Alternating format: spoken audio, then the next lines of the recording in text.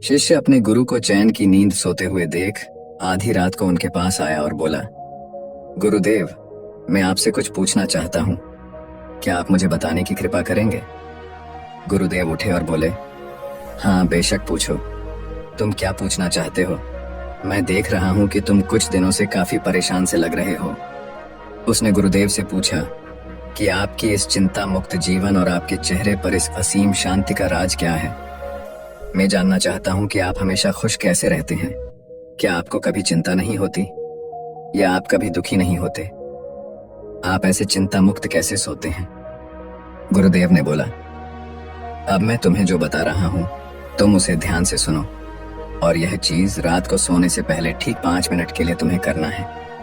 उसने पूछा, गुरुदेव, आखिर रात को सोने से पहले ही क्यों और आखिर 5 मिनट तक ही क्यों करना है? गुरुदेव ने बोला, तुम मेरी बातों को ध्यान से सुनो, क्योंकि यह बातें तुम्हारी जिंदगी बदलने वाली है। रात को सोने से पूर्व 5 मिनट तक तुम अगर इस काम को करोगे तो तुम्हें जिंदगी में हर वह चीज मिलेगा जो तुम चाहते हो। धन, दौलत, शोहरत, असीम शांति और खुशियां, सब कुछ तुम्हें मिलेगी, लेकिन इसके लिए बस नियम यही है कि तुम्हें यह काम करना पड़ेगा। उसने बोला, जी गुरुदेव, आप जो बताएं मैं उसे करने की जरूर कोशिश करूंगा। उन्होंने बोला, ठीक है, फिर मेरी बातों को ध्यान से सुनो। आज मैं तुमको मस्तिष्क के असीम शक्तियां के बारे में अवगत कराने जा रहा हूं कि तुम्हारे दिमाग के पास कितनी शक्ति है। मैं अगर तुमसे कहूं कि इस ब्रह्मांड की सबसे महान और सबसे अनमोल और शक्तिशाली अगर कोई वस्तु है तो वह है तुम्हारा दिमाग।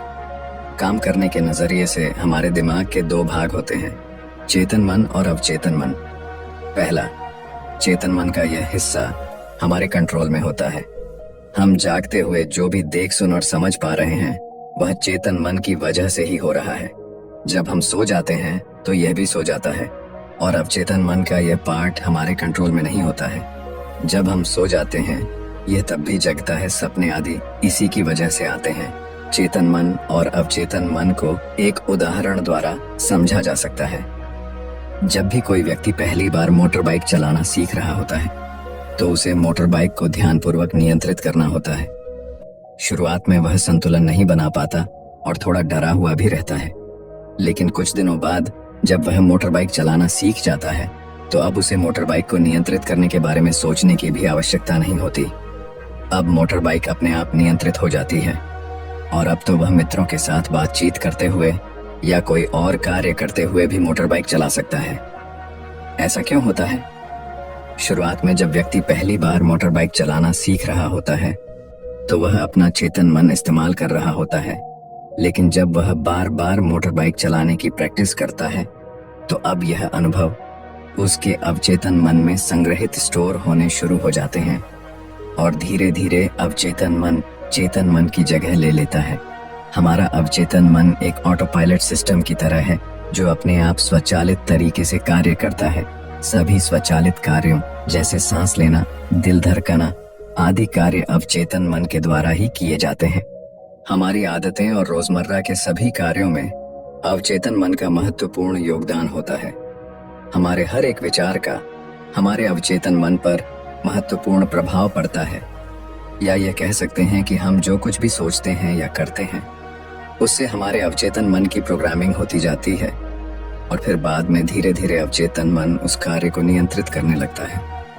हमारी आदतों और धारणाओं का निर्माण भी ऐसे ही होता है, और बाद में वह आदत स्वचालित रूप से अवचेतन मन के द्वारा नियंत्रित होती है। यह हम पर निर्भर करता है कि हम अपने अवचेतन मन की प्रोग्रामिंग कैसे करते हैं। एक बार प्रोग्रामिंग हो जाने के बाद अवचेतन मन उसी के अनुसार कार्य करने लगता है, चाहे वह कार्य गलत हो या सही। चेतन मन को अवचेतन मन का चौकीदार या गेटकीपर भी कहा जा सकता है। दरअसल हमारा हर विचार एक बीज की तरह है और हमारा अवचेतन मन एक बगीचे की तरह है।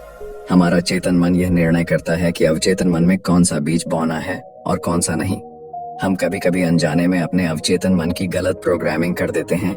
जैसे अगर मैं ये सोचता हूँ कि आज का यह काम कल कर लूंगा, तो यह छोटा सा विचार धीरे धीरे मेरे कार्य को कल पर टालने की आदत बन सकता है। इतना सब सुनकर उसने गुरुजी से पूछा, लेकिन इसका नींद से क्या तात्पर्य है, और सोने से पहले 5 मिनट तक हमें क्या करना है, और चिंता मुक्त जीवन का रहस्य क्या है? आप वह हमें बताइए। गुरुदेव ने बोला, हर चीज को सीखने की जल्दी अक्सर इंसान को गलत जानकारी देती है। वह गलत जानकारी किसी काम के नहीं होती, इसीलिए सब्र और धैर्य के साथ बातों को सुनने की आदत डालो। गुरुदेव ने बोला, क्या तुमको पता है कि चेतन मस्तिष्क हमारे ब्रेन पावर का सिर्फ 5% इस्तेमाल करता है? यही दूसरी तरफ आपकी फीलिंग और बिलीफ सिस्टम, यादें, अनुभव और भी बहुत सारी चीज जो स्वतः चलती है, जैसे सांस लेना, पल के झुकना, हृदय की धड़कन महसूस करना, यह सभी चीज आपका अवचेतन मन कंट्रोल करता है। ये आपकी ब्रेन पावर का 95% इस्तेमाल करता है। आपके अवचेतन मस्तिष्क की प्रोसेसिंग पावर लगभग 40 मिलियन बिट्स पर सेकंड होता है, यानी कि अवचेतन मन से लाखों गुना ज्यादा है। अवचेतन मन के पास इतनी क्षमता है कि ब्रह्मांड की अनंत संभावनाओं को बड़ी आसानी से सच कर सकता है। जिंदगी में एक बात हमेशा याद रखो, तुम जो भी हो, जैसे भी हो, अपनी सोच की वजह से हो। तुम अपने दिमाग को जैसी बातें बताते हो, जैसी चीजें दिखाते हो और जैसी बातें सोचते हो, वैसे तुम बन जाते हो और वैसे ही तुम्हारी जिंदगी होती है। और इन्हीं वजहों से सुख दुख और तुम्हारे मन का सुकून, शांति, सब कुछ मिलता है और सब कुछ खो भी जाता है। इसीलिए खुद को सही दिशा देना जरूरी है। क्या तुमने कभी ऐसा अनुभव किया है कि जब तुम सोते हो तब तुम ऐसे घटना के बारे में सपना देखते हो जिससे आप सोने से चंद मिनट पहले सोचा था या बोला, देखा या सुना होगा?